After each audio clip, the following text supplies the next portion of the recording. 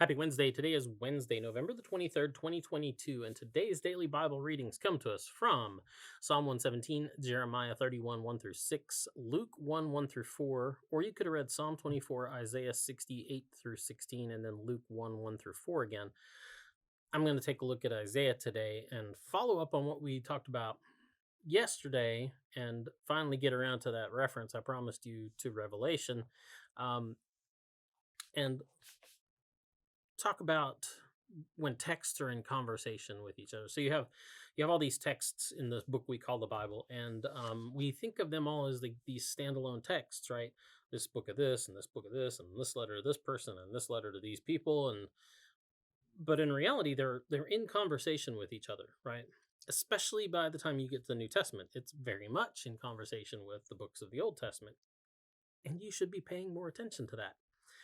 So when you start reading the Bible often and repeatedly, you'll start to notice how frequently the different books of the Bible are in conversation with each other. And today is a good example of it. So you have this promise of a new Jerusalem being made in Isaiah, this future promise for Jerusalem. And so when I hear Isaiah speak of the gates of Jerusalem always being open day and night, I can't help but think of the image of the New Jerusalem that's in Revelation 21 and 22, which was most likely the intention of the Revelator, right?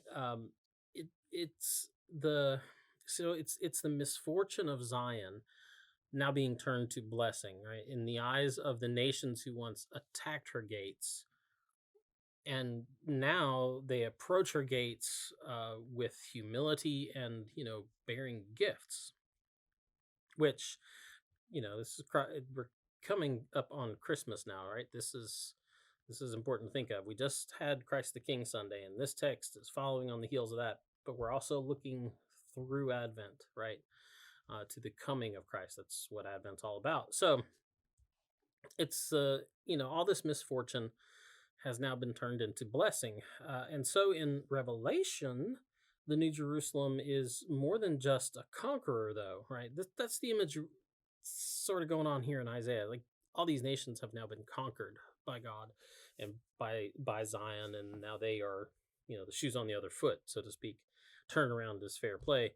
But in Revelation, the New Jerusalem is more than just a conqueror. It's a source of blessing for all the nations, who are welcome to enter her gates for healing. That's a huge part of the imagery there. So God heals Jerusalem. Yes, he heals Zion, but he's also healing the world through healing his people.